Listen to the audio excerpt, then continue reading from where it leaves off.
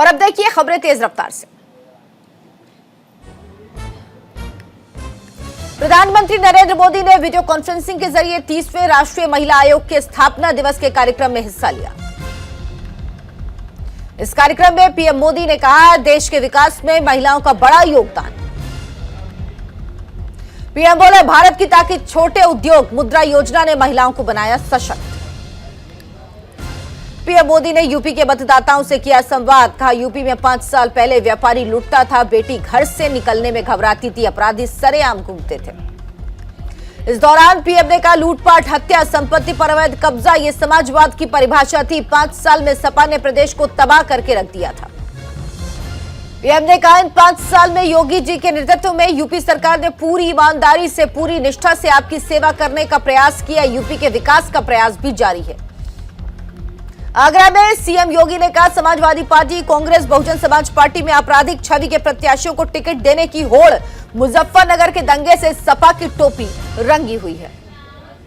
CM योगी ने कहा, निर्दोष नौजवानों के खून से सपा के हाथ रंगे हैं। राम भक्तों पर गोली चलाने का पाप इन पर है। जब अवसर मिला तो प्रदेश को दंगे में झोंक दिया। सीएम योगी ने कहा, जब जब समाजवादी पार्टी और बसपा की सरकार बनी, उन्होंने प्रदेश को बर्बाद करने का षड्यंत्र रचा। इस बार सूबे में डबल इंजन की सरकार, जिसमें हर गरीब किसान, नौजवान और महिलाओं को सम्मान मिला। अखिलेश यादव ने करहल सीट से नामांकन किया दाखिल। इस दौरान करहल के मौजूदा विधायक सोबरन सिंह यादव और तेज प्रताप यादव प्रस्तावक के तौर पर मौजूद रहे। अखिलेश यादव ने कहा, बीजेपी करहल से जिसे भी उतारेगी उसे हार मिलेगी। यूपी में फिर से सपा की सरकार बनेगी।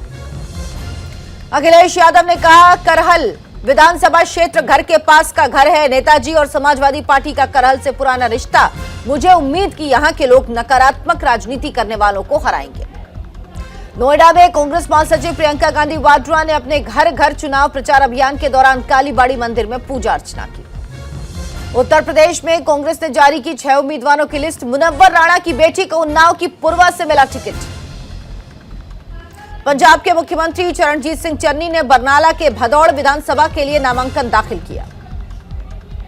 नामांकन दाखिल करने के बाद चन्नी ने कहा, यह क्षेत्र बहुत बड़ा और यहां के कई जिले विकास में पिछड़े हुए। यहां कैप्टन और बादल साहब भी रहे, लेकिन विकास नहीं हुआ।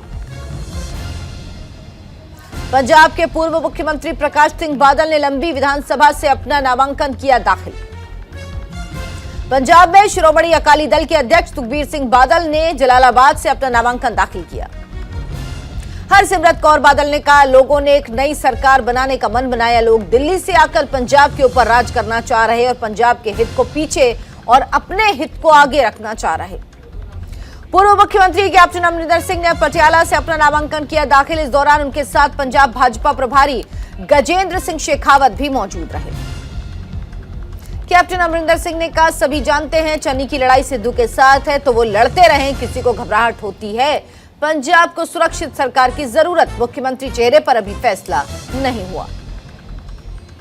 कैप्टन अमरिंदर सिंह ने कहा, सिद्धू की पोजीशन कमजोर हो गई है, जो पहले थी वो नहीं है। चन्नी की एक लिमिट है और वो उस लिमिट तक पहुंच चुके, वे उससे ज्यादा नहीं जा सकते। धूरी विधानसभा हल्के से कांग्रेस उम्मीदवार दलबीर सिंह गोल्डी ने अपना रिपोर्ट कार्ड पेश किया। आम आदमी पार्टी के प्रत्याशी हरपाल सिंह चीमा नॉमिनेशन फाइल करने गरबा एसडीएम ऑफिस पहुंचे। पंजाब कांग्रेस भवन के बाहर दलित संगठन के कार्यकर्ताओं ने प्रदर्शन किया। प्रदर्शन के दौरान आरोप लगाया कि कांग्रेस ने पंजाब में टिकट वितरण में दलित नेताओं की अनदेखी की।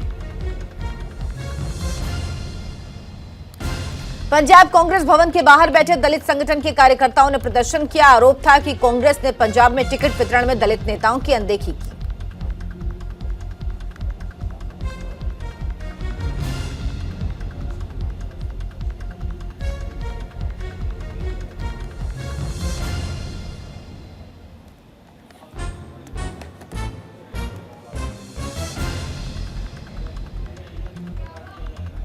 गजेंद्र सिंह शेखावत ने कहा, डर के कारण 2 सीटों से चुनाव लड़ रहे हैं चन्नी। भारत में बनी वैक्सीन जान बचाने में अहम भूमिका निभा रही, राष्ट्रपति ने अपने संबोधन में कहा।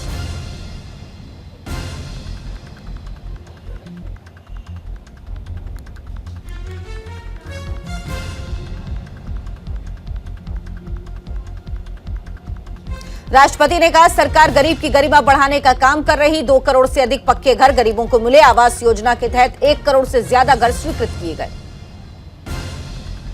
राष्ट्रपति कोविंद ने कहा सरकार ने रिकॉर्ड उत्पादन को ध्यान में रखते हुए रिकॉर्ड सरकारी खरीद की। सरकार के प्रयासों से देश का कृषि निर्यात भी रिकॉर्ड स्तर पर बढ़ा। राष्ट्रपति ने कहा सरकार ने 3 तलाक को कानूनन अपराध घोषित कर समाज को इस कुप्रथा से मुक्त करने की शुरुआत की। मुस्लिम महिलाओं पर केवल मेहरम के साथ ही हज यात्रा करने जैसे प्रतिबंध को भी हटाया। देश की सुरक्षा मेरी सरकार का विशेष ध्यान है। रक्षा क्षेत्र में आत्मनिर्भरता पर सरकार को लेकर जोर दिया। 2020-21 में 87% उत्पादों में मेक इन इंडिया को प्राथमिकता दी गई। बजट सत्र में पीएम मोदी ने सभी सांसदों का बजट सत्र में किया स्वागत। कहा सभी सांसद दल उत्तम मन से बजट सत्र में चर्चा करें। पीएम ने कहा चुनाव अपनी जगह, चुनाव चलते रहेंगे, लेकिन बजट देश में पूरे साल का खाका तैयार करता है, इसीलिए इस पर चर्चा जरूरी है। पीएम ने कहा आज की वैश्विक स्थिति में भारत के लिए बहुत सारे अवसर। ये सत्र देश की आर्थिक प्रगति, टीकाकरण कार्यक्रम, मेड इन इंडिया वैक्सीन के बारे में दुनिया में एक विश्वास पैदा करता है। मोदी सरकार में मंत्री कपिल पाटिल का बयान। कहा पाकिस्तान के कब्जे वाले कश्मीर 2024 तक बनेगा भारत का हिस्सा। केंद्रीय मंत्री धर्मेंद्र प्रधान ने जयंत चौधरी को बताया बच्चा। कहा वो बच्चा है, अभी अखाड़े में आया है। पिताजी चौधरी ने कई बार साथी बदले हैं। मुख्यमंत्री जयराम ठाकुर की अध्यक्षता में राज्य सचिवालय में हुई कैबिनेट बैठक, अहम फैसले लिए गए। हिमाचल प्रदेश में 9वीं से 12वीं कक्षा के विद्यार्थियों के लिए 3 फरवरी से स्कूल खोल दिए जाएंगे। सभी उच्च शिक्षण संस्थान, कोचिंग संस्थान, लाइब्रेरी भी 3 फरवरी से खोले जाएंगे। ग्रीष्मकालीन स्कूलों में 1 फरवरी मंगलवार से शिक्षकों का स्कूलों में आना अनिवार्य कर दिया गया। विद्यार्थियों के लिए नियमित कक्षाएं 3 फरवरी से लगेंगी। शिमला में पुलिस के बाद होमगार्ड के जवानों ने मोर्चा खोला। सीएम से मिलकर स्थायी नीति बनाने की उठाई मांग। उत्तराखंड में विधानसभा चुनाव को लेकर बीजेपी का थीम सॉन्ग लॉन्च। प्रधानमंत्री मोदी पर आधारित है बीजेपी का थीम सॉन्ग। बीजेपी नेता सुरेश जोशी का कांग्रेस पर बड़ा आरोप। उत्तराखंड विरोधी रही है कांग्रेस। यूपी विधानसभा में किया था उत्तराखंड के प्रस्ताव का विरोध। लालकुआं में कांग्रेस नेता हरीश रावत ने युवाओं संग खेली कबड्डी। चुनाव प्रचार के दौरान युवाओं के साथ खेली कबड्डी। लक्सर से बीएसपी प्रत्याशी मोहम्मद शहजाद के बिगड़े बोल। आजाद समाज पार्टी के लिए कहे अपशब्द। सीएम योगी के अयोध्या से टिकट नहीं मिलने पर संत समाज नाराज। महंत सुरेश दास ने बीजेपी आलाकमान पर लगाया टिकट नहीं देने का आरोप। यूपी चुनाव को लेकर एक्शन में निषाद पार्टी जारी की 4 कैंडिडेट की पहली लिस्ट। सीएम योगी का सपा पर अटैक। का 10 मार्च के बाद कैराना मुजफ्फरनगर की गर्मी शांत हो जाएगी। मेरठ में गुजरात कांग्रेस के कार्यकारी अध्यक्ष हार्दिक पटेल पहुंचे, जहां महंगाई बीजेपी लाई का नारा दिया। मैनपुरी से टिकट नहीं मिलने पर कांग्रेस नेता दीप चंद्र भारती ने दी आत्मदाह की धमकी। पार्टी कार्यालय परिसर में खुद को किया बंद। 1 फरवरी को केंद्रीय कैबिनेट की बैठक। केंद्रीय बजट 2022 को दी जाएगी मंजूरी। सोलन में आपातकालीन गेट पर प्राइवेट अस्पताल के नंबर डिस्प्ले होने की वजह से कांग्रेस प्रदेश प्रवक्ता कुशल जेठी ने उठाए सवाल। सुप्रीम कोर्ट ने किया why I killed Gandhi film पर रोक लगाने से इनकार। याचिकाकर्ता को दी हाईकोर्ट में अपील की छूट। जयपुर एयरपोर्ट पर कस्टम विभाग ने यात्री को पकड़ा। पकड़े गए यात्री के कब्जे से बरामद हुआ 512 ग्राम सोना। पंजाब के गुरदासपुर में 47 किलो हेरोइन के मामले में पुलिस ने 3 आरोपियों को गिरफ्तार किया। मुंबई के कंजूर मार्ग मेट्रो कार डिपो के पास घास के मैदान में लगी भीषण आग। दमकल की आधा दर्जन गाड़ियां मौके पर। नासिक के रिहायशी इलाके में तेंदुआ देखा गया, जिसके बाद मौके पर पहुंची पुलिस। खुले में घूम रहे तेंदुए को कैद किया गया। देश में पिछले 24 घंटे में कोरोना के 2,09,918 नए मामले और 959 लोगों की मौत। 2,62,628 लोग ठीक हुए। देश में सक्रिय मामलों की संख्या 18,31,268 और कोरोना से अब तक 4,95,050 लोगों की मौत। सिक्किम में 127 नए मामले, 1 मरीज की मौत। राज्य में 1110 मरीजों का चल रहा इलाज। मिजोरम में कोरोना के 1,819 नए मामले, 2 लोगों की मौत। राज्य में एक्टिव मरीजों की संख्या 14,811।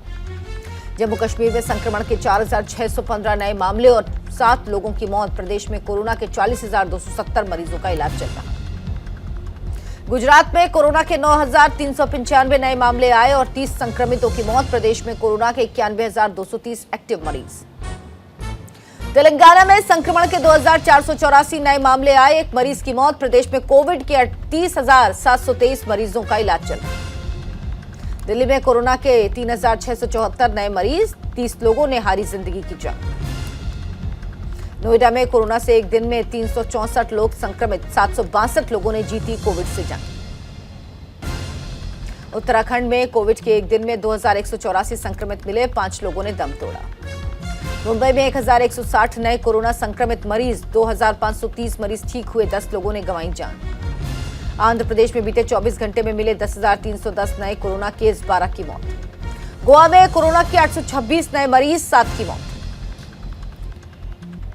केरल में कोरोना संक्रमण के पिछले 24 घंटे में 51,570 नए मामले, 14 लोगों की मौत। असम में मिले कोरोना के 910 नए मामले, 20 की मौत।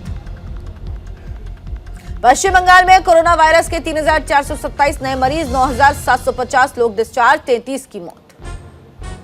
ओडिशा में कोरोना संक्रमण के 4,843 नए केस, 19 लोगों की मौत। कर्नाटक में कोरोना के 28,264 मामले, 68 लोगों की मौत, जबकि 2,51,084 मरीजों का इलाज चल रहा है। कर्नाटक में आज खुले स्कूल। बेंगलुरु में अध्यापिका सुजाता शेखर ने बताया, सभी बच्चे मास्क पहन रहे। कानपुर में एक बेकाबू इलेक्ट्रिक बस ने कई गाड़ियों को मारी टक्कर, हादसे में 6 लोगों की मौत, कई घायलों को अस्पताल में भर्ती कराया गया। वहीं पुलिस की शुरुआती जांच में बस ड्राइवर की गलती पाई गई। पुलिस वहां लगे सीसीटीवी फुटेज को भी खंगाल रही। मृतकों में अभी सिर्फ 3 लोगों की शिनाख्त हो पाई। घटना पर राष्ट्रपति रामनाथ कोविंद ने भी जताया दुख, कहा कानपुर हादसे में कई लोगों के हताहत होने से दुख हुआ। प्रियजनों को खोने वाले परिवारों के प्रति मेरी गहन संवेदना है। सीएम योगी ने हादसे पर दुख जताते हुए कहा, कानपुर हादसे में लोगों की मौत दुखद, घायलों के इलाज के लिए प्रशासन को निर्देश दिए गए। कांग्रेस महासचिव प्रियंका गांधी वाड्रा ने हादसे पर जताया दुख, कहा कानपुर से सड़क हादसे का बहुत ही दुखद समाचार प्राप्त हुआ। संजय राउत की दो टूक, भाजपा शिवसेना का गठबंधन कभी भी संभव नहीं। गुमराह करने पर आईटी मंत्री के खिलाफ विशेषाधिकार प्रस्ताव लाया। अधीर रंजन चौधरी ने लिखा लोकसभा स्पीकर को खत। टीएमसी सांसद डॉक्टर शांतनु का पीएम को पत्र, कहा डब्ल्यूएचओ को नक्शे में J&K चीन पाक के हिस्से के रूप में प्रदर्शित। एम्स के विशेषज्ञ ने कहा कोरोना से जंग में गेम चेंजर साबित हो सकती है नेजल वैक्सीन। कनाडा में कोरोना वैक्सीन पर मची भारी बवाल, परिवार के साथ पीएम जस्टिन ट्रूडो फरार। वैक्सीनेशन अनिवार्य किए जाने पर 50,000 ट्रक चालकों ने घेरा पीएम हाउस। अमेरिका में बर्फीले तूफान से न्यूयॉर्क, न्यू जर्सी सहित कई हिस्सों में इमरजेंसी घोषित। 7 करोड़ लोग बिजली न होने से प्रभावित, रद्द की गई 1000 से अधिक फ्लाइट्स। तुर्की की अर्थव्यवस्था पर मंडरा रहा डूबने का खतरा। 19 साल में सबसे ज्यादा हुई महंगाई दर, सच बताने वाले को राष्ट्रपति एर्दोगान ने नौकरी से निकाला। चीन पाकिस्तान को सबक सिखाने के लिए बलूचों ने बनाई नई सेना, BNA। सिंध और बलूचिस्तान को आजाद कराना मकसद। अगले राष्ट्रपति चुनाव में जीत मिलते ही संसद पर हमला करने वालों को माफ कर देंगे, ट्रंप बोले उनके साथ हो रहा अन्याय। चीन जाकर एक बार फिर शी जिनपिंग के सामने झोली फैलाएंगे इमरान खान। कंगाल पाकिस्तान के लिए मांगेंगे $3 बिलियन का कर्ज। अब आयरलैंड के तट पर नौसेना अभ्यास नहीं करेगा रूस। विरोध के बाद बदला स्थान, यूक्रेन मसले पर जारी विवाद। ब्रिटेन का क्रेमलिन को साफ संदेश, यूरोप में सैनिकों को भेजने की तैयारी तेज। रूस के खिलाफ देंगे यूक्रेन का साथ। ब्रिटेन में जोखिम वाले बच्चों को लगाया जाएगा टीका। 5 से 11 साल के बच्चे, करीब 5 लाख किशोरों को लगेगी वैक्सीन की पहली डोज। रूस यूक्रेन तनाव के बीच नेटो के लिए और अधिक सैनिक चाहता है ब्रिटेन, बोले ब्रिटिश प्रधानमंत्री बोरिस जॉनसन। अफगानिस्तान की धरती का इस्तेमाल पड़ोसियों के खिलाफ नहीं होने दिया जाएगा, तालिबान ने पाकिस्तान को दिया आश्वासन। बजट 2022 में रोजगार के अवसर बढ़ाने के लिए उठाने चाहिए कदम। PLI स्कीम में जोड़े जाए नए प्रावधान। कन्फेडरेशन ऑफ इंडियन इंडस्ट्री में दिया सुझाव। सरकार ने MR कुमार का कार्यकाल दूसरी बार बढ़ाया। 2023 तक बने रहेंगे LIC के चेयरमैन। कोविड-19 महामारी से घरों की बिक्री पर नहीं होगा खास असर। जनवरी-मार्च में मजबूत रहेगी डिमांड। कोयले के आयात में दर्ज की गई बड़ी गिरावट, पिछले साल की तुलना में 22.5% की कमी। सरगुजा रेल